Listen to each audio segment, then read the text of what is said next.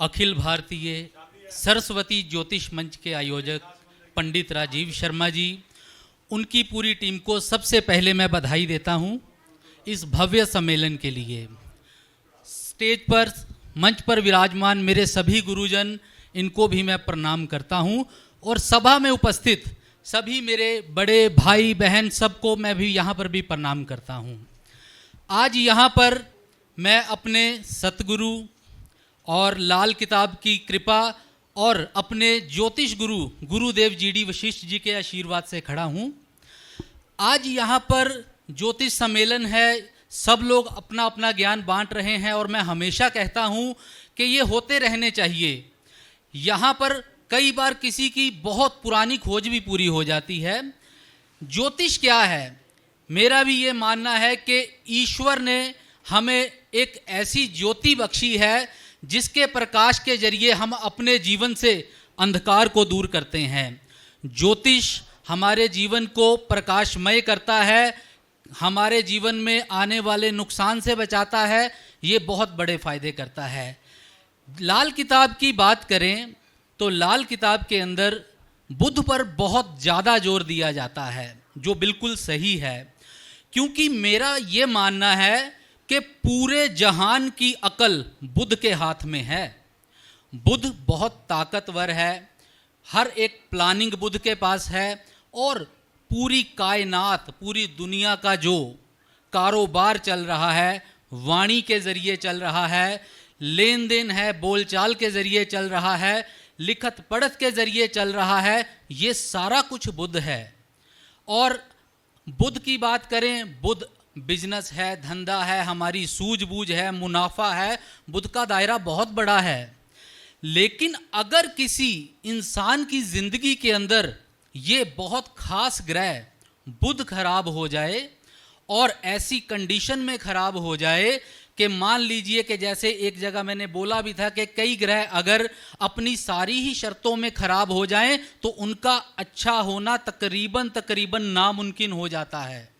इसलिए मान लीजिए कि एक इंसान का बुद्ध बहुत ही ज़्यादा खराब हो गया और शरीर के अंदर पेट, सिर, दांतों, नसों की तकलीफ़ें हैं, घर के अंदर बेटी, बहन, बुआ परेशान है, बिजनेस उसका घाटे में जा रहा है, नौकरी कर रहा है तो तब्दीलियां ही होती जा रही हैं, यानी कि हर समय दिमाग के ऊपर बोझ बना है, ये भी बुद्ध की खराबी है।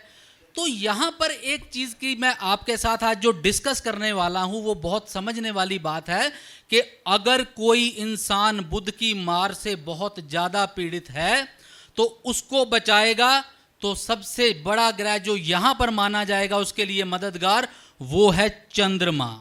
और इसको मैं आपके सामने थोड़ा सा साबित भी करता हूँ।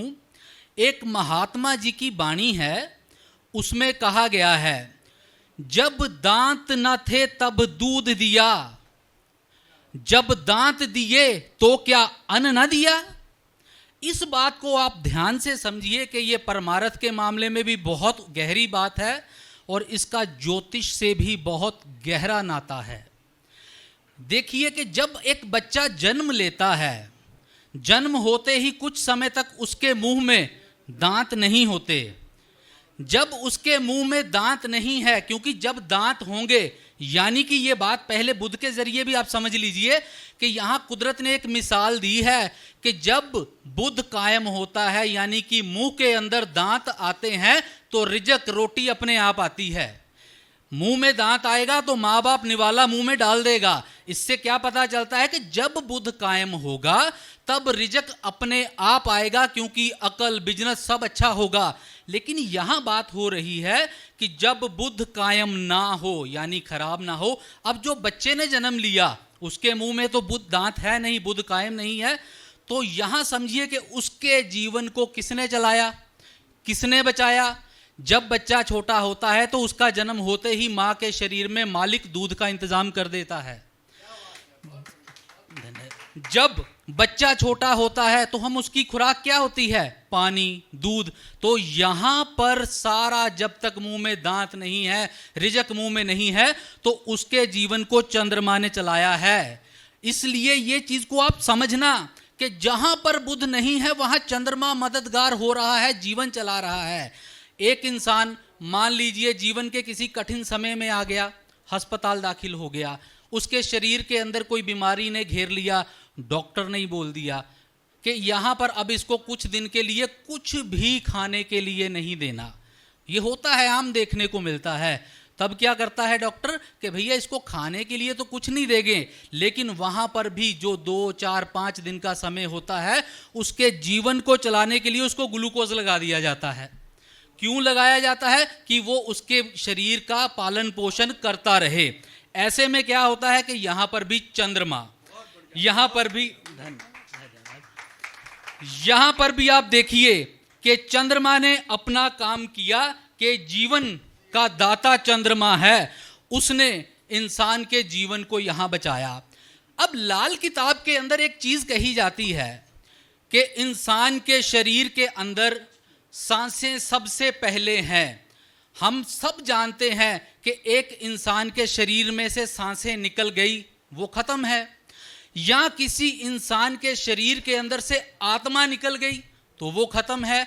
तो यहाँ क्या समझ आता है कि जब तक शरीर के अंदर सांसें हैं, जब तक शरीर के अंदर आत्मा है, तब तक जीवन है। और लाल किताब ने यह साफ तौर पर लिखा है कि सूर्य यानी आत्मा और बृहस्पति यानी सांसें मिलकर ही चंद्रमा बनता है। इसलिए जब सूर्य और बृहस्पति मिलकर, आत्मा और सांसें मिलकर शरीर में दाखिल हैं, वो चंद्रमा ही है जिसे हम अपना जीवन कहते हैं। चंद्रमा इतना जरूरी है, कुल कायनात के लिए जरूरी है। कैसे? अब मालिक ने जब दुनिया बनाई तो उसको 5 हिस्सों में बांट दिया। सबसे पहले सबसे नीचे की कैटेगरी को देख लीजिए। सबसे नीचे की कैटेगरी आती है पेड़ पौधे वनस्पतियां। जो भी ये पेड़ पौधे वनस्पतियां हैं ना, इनके अंदर सिर्फ एक तत्व काम कर रहा है, सिर्फ एक, वो है पानी। हम पानी देते हैं, पेड़ पौधे फलते हैं, हम पानी देते हैं, फसल अच्छी होती है। तो देखिए कि जो मालिक ने 5 कैटेगरी इस पूरे जहान की बनाई, सबसे नीचे वाली जो सबसे कैटेगरी है उसको पानी दिया, एक तत्व उसको जरूर दिया कि वो जीवन जी सके। उसके ऊपर आ जाएं, अगर जो दूसरी कैटेगरी है उसके अंदर वो जानवर आ जाते हैं जिनको हम कहते हैं सांप, बिच्छू, पानी के जानवर, कीड़े मकोड़े। इन जो भी कैटेगरी में ये सब जीव आ गए, इनमें उसने 2 तत्व डाल दिए। पानी इनमें भी है, पानी के साथ एक और तत्व डाल दिया। अगर हम इससे थोड़ा ऊपर आ जाएं तो 3 तत्व के जीव आ जाते हैं।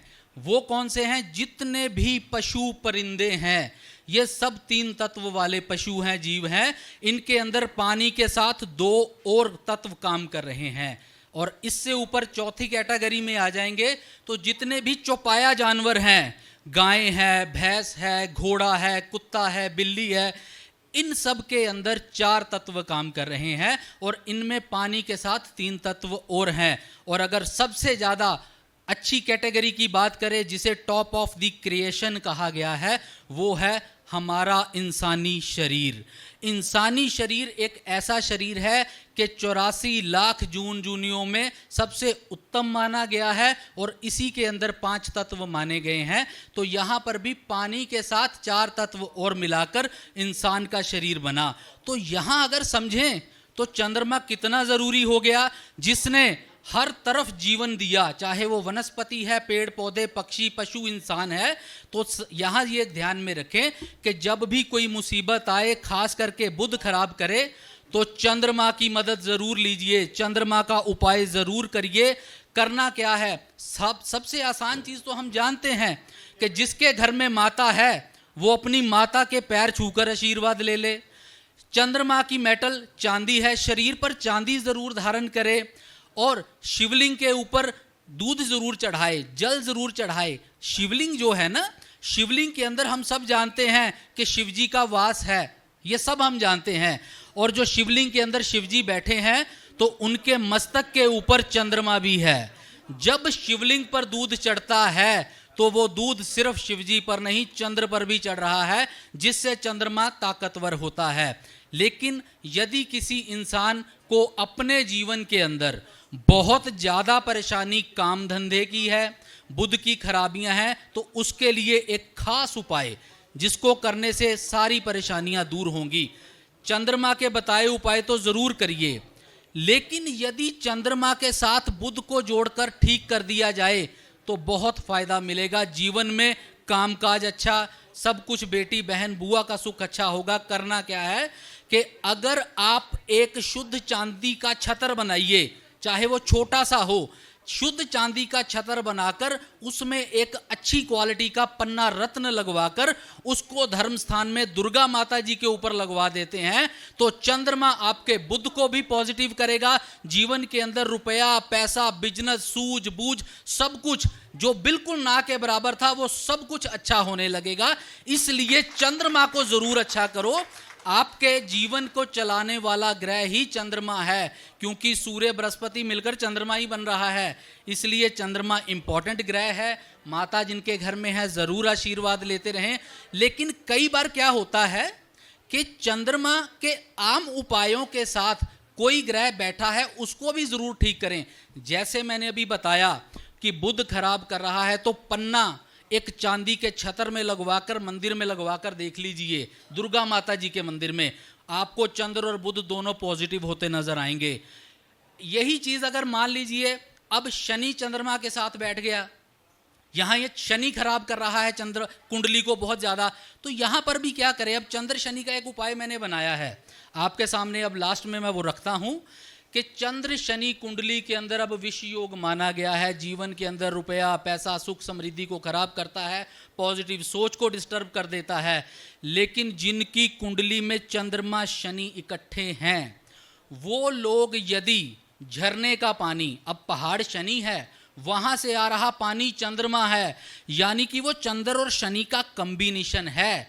जब आपकी कुंडली में या किसी की कुंडली में चंद्र शनि खराब है, आप झरने का पानी जो नीचे गिरने से पहले आप कैरी कर लीजिए, कोई भी गैलन ले जाइए, उसको गिरने से पहले भरना है और थोड़ी ज़्यादा मात्रा में ले आइए। अगर किसी ने 43 दिन लगातार झरने का पानी शिवलिंग के ऊपर चढ़ा दिया, शिवलिंग भी देखिए शिव का रूप है, लेकिन अगर इसको ज्योतिष के नज़रिए से देखेंगे तो शिवलिंग पत्थर से बना है। इसलिए शिवलिंग सिर्फ और सिर्फ चंद्रमा नहीं, वो चंद्र शनि की कॉम्बिनेशन भी है।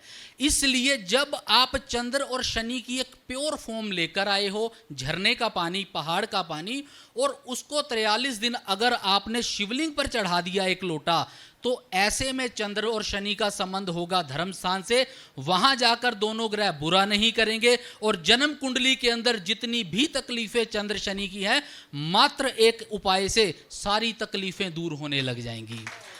इसलिए उपाय साइंटिफिक हैं, ये खोज का भी विषय है। लाल किताब इतनी सटीक है, उसी में से अगर आज भी हम नई नई चीज़ें, जैसे गुरुदेव खोज करते रहते हैं, नई नई चीज़ों की खोज करते रहेंगे। ये उपाय प्रमाणित उपाय मैंने बताए हैं, ये मैंने गहन अध्ययन के बाद आपके आगे रखे हैं, इनको प्रमाणित होकर देखा है कि ये प्रमाणित हैं। अगर आप इन उपायों को करेंगे तो जीवन में सुख आएगा ही आएगा।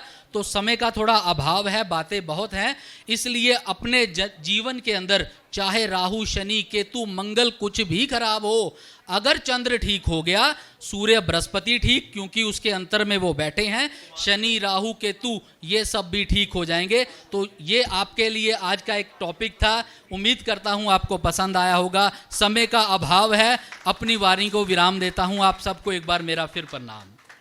अखिल भारतीय सरस्वती ज्योतिष मंच के आयोजक पंडित राजीव शर्मा जी, उनकी पूरी टीम को सबसे पहले मैं बधाई देता हूं इस भव्य सम्मेलन के लिए।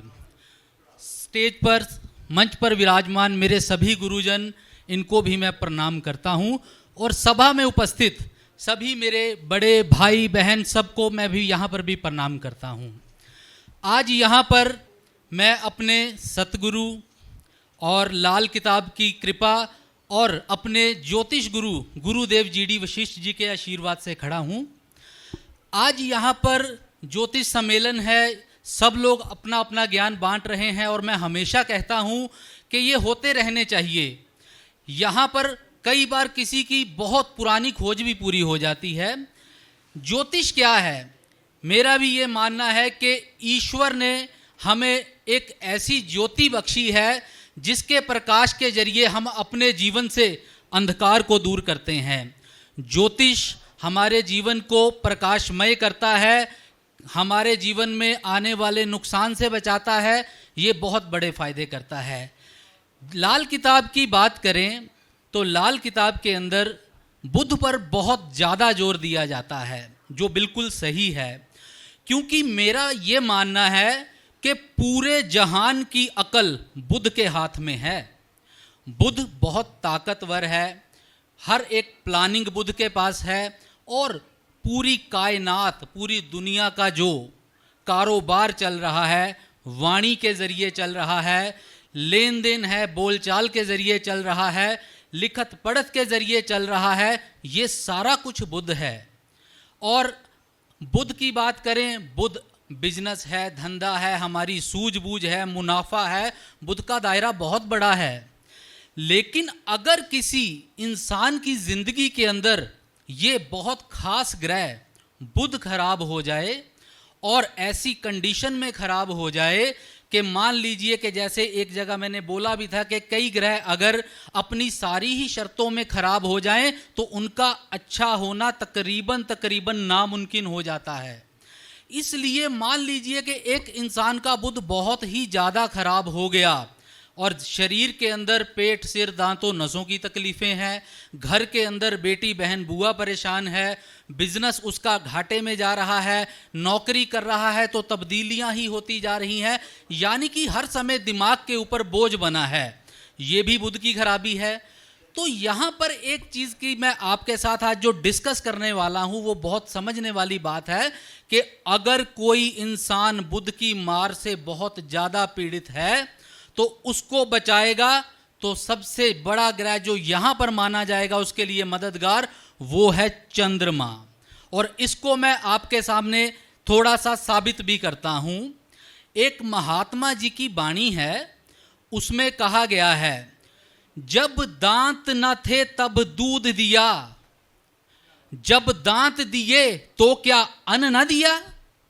इस बात को आप ध्यान से समझिए कि ये परमार्थ के मामले में भी बहुत गहरी बात है और इसका ज्योतिष से भी बहुत गहरा नाता है। देखिए कि जब एक बच्चा जन्म लेता है, जन्म होते ही कुछ समय तक उसके मुंह में दांत नहीं होते। जब उसके मुंह में दांत नहीं है, क्योंकि जब दांत होंगे, यानी कि ये बात पहले बुद्ध के जरिए भी आप समझ लीजिए कि यहाँ कुदरत ने एक मिसाल दी है कि जब बुद्ध कायम होता है, यानी कि मुंह के अंदर दांत आते हैं तो रिजक, रोटी अपने आप आती है। मुंह में दांत आएगा तो माँ बाप निवाला मुंह में डाल देगा। इससे क्या पता चलता है कि जब बुद्ध कायम होगा तब रिजक अपने आप आएगा, क्योंकि अकल, बिजनेस सब अच्छा होगा।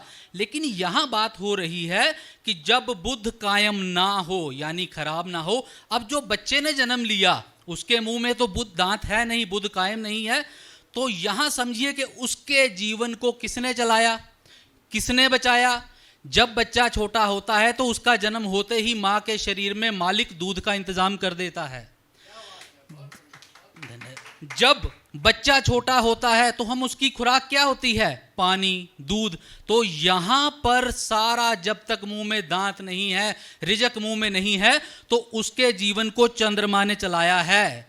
इसलिए ये चीज को आप समझना कि जहां पर बुद्ध नहीं है वहां चंद्रमा मददगार हो रहा है, जीवन चला रहा है। एक इंसान मान लीजिए जीवन के किसी कठिन समय में आ गया, अस्पताल दाखिल हो गया, उसके शरीर के अंदर कोई बीमारी ने घेर लिया, डॉक्टर ने ही बोल दिया कि यहाँ पर अब इसको कुछ दिन के लिए कुछ भी खाने के लिए नहीं देना। ये होता है, आम देखने को मिलता है। तब क्या करता है डॉक्टर कि भैया इसको खाने के लिए तो कुछ नहीं देंगे, लेकिन वहाँ पर भी जो 2, 4, 5 दिन का समय होता है उसके जीवन को चलाने के लिए उसको ग्लूकोज लगा दिया जाता है। क्यों लगाया जाता है? कि वो उसके शरीर का पालन पोषण करता रहे। ऐसे में क्या होता है कि यहाँ पर भी चंद्रमा, यहाँ पर भी यहाँ पर भी आप देखिए कि चंद्रमा ने अपना काम किया कि जीवन का दाता चंद्रमा है, उसने इंसान के जीवन को यहाँ बचाया। अब लाल किताब के अंदर एक चीज कही जाती है कि इंसान के शरीर के अंदर सांसें सबसे पहले हैं। हम सब जानते हैं कि एक इंसान के शरीर में से सांसें निकल गई, वो खत्म है। या किसी इंसान के शरीर के अंदर से आत्मा निकल गई तो वो खत्म है। तो यहां क्या समझ आता है कि जब तक शरीर के अंदर सांसें हैं, जब तक शरीर के अंदर आत्मा है, तब तक जीवन है। और लाल किताब ने यह साफ तौर पर लिखा है कि सूर्य यानी आत्मा और बृहस्पति यानी सांसें मिलकर ही चंद्रमा बनता है।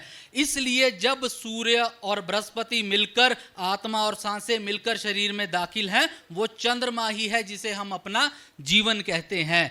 चंद्रमा इतना जरूरी है, कुल कायनात के लिए जरूरी है। कैसे? अब मालिक ने जब दुनिया बनाई तो उसको 5 हिस्सों में बांट दिया। सबसे पहले सबसे नीचे की कैटेगरी को देख लीजिए। सबसे नीचे की कैटेगरी आती है पेड़ पौधे वनस्पतियां। जो भी ये पेड़ पौधे वनस्पतियां हैं ना, इनके अंदर सिर्फ एक तत्व काम कर रहा है, सिर्फ एक, वो है पानी। हम पानी देते हैं, पेड़ पौधे फलते हैं, हम पानी देते हैं, फसल अच्छी होती है। तो देखिए कि जो मालिक ने 5 कैटेगरी इस पूरे जहान की बनाई, सबसे नीचे वाली जो सबसे कैटेगरी है उसको पानी दिया, एक तत्व उसको जरूर दिया कि वो जीवन जी सके। उसके ऊपर आ जाएं, अगर जो दूसरी कैटेगरी है उसके अंदर वो जानवर आ जाते हैं जिनको हम कहते हैं सांप, बिच्छू, पानी के जानवर, कीड़े मकोड़े। इन जो भी कैटेगरी में ये सब जीव आ गए, इनमें उसने 2 तत्व डाल दिए। पानी इनमें भी है, पानी के साथ एक और तत्व डाल दिया। अगर हम इससे थोड़ा ऊपर आ जाएं तो 3 तत्व के जीव आ जाते हैं। वो कौन से हैं? जितने भी पशु परिंदे हैं, ये सब 3 तत्व वाले पशु हैं, जीव हैं। इनके अंदर पानी के साथ 2 और तत्व काम कर रहे हैं। और इससे ऊपर चौथी कैटेगरी में आ जाएंगे तो जितने भी चौपाया जानवर हैं, गाय है, भैंस है, घोड़ा है, कुत्ता है, बिल्ली है, इन सब के अंदर 4 तत्व काम कर रहे हैं और इनमें पानी के साथ 3 तत्व और हैं। और अगर सबसे ज़्यादा अच्छी कैटेगरी की बात करें, जिसे टॉप ऑफ द क्रिएशन कहा गया है, वो है हमारा इंसानी शरीर। इंसानी शरीर एक ऐसा शरीर है कि 84 लाख जून जूनियों में सबसे उत्तम माना गया है और इसी के अंदर 5 तत्व माने गए हैं। तो यहाँ पर भी पानी के साथ 4 तत्व और मिलाकर इंसान का शरीर बना। तो यहाँ अगर समझें तो चंद्रमा कितना ज़रूरी हो गया, जिसने हर तरफ जीवन दिया, चाहे वो वनस्पति है, पेड़ पौधे, पक्षी, पशु, इंसान है। तो यहाँ ये ध्यान में रखें कि जब भी कोई मुसीबत आए, खास करके बुध खराब करे, तो चंद्रमा की मदद ज़रूर लीजिए, चंद्रमा का उपाय ज़रूर करिए। करना क्या है? सबसे आसान चीज़ तो हम जानते हैं कि जिसके घर में माता है वो अपनी माता के पैर छूकर आशीर्वाद ले ले। चंद्रमा की मेटल चांदी है, शरीर पर चांदी ज़रूर धारण करे और शिवलिंग के ऊपर दूध जरूर चढ़ाए, जल जरूर चढ़ाए। शिवलिंग जो है ना, शिवलिंग के अंदर हम सब जानते हैं कि शिवजी का वास है, ये सब हम जानते हैं। और जो शिवलिंग के अंदर शिवजी बैठे हैं तो उनके मस्तक के ऊपर चंद्रमा भी है। जब शिवलिंग पर दूध चढ़ता है तो वो दूध सिर्फ शिवजी पर नहीं, चंद्र पर भी चढ़ रहा है, जिससे चंद्रमा ताकतवर होता है। लेकिन यदि किसी इंसान को अपने जीवन के अंदर बहुत ज़्यादा परेशानी काम धंधे की है, बुध की खराबियां हैं, तो उसके लिए एक खास उपाय जिसको करने से सारी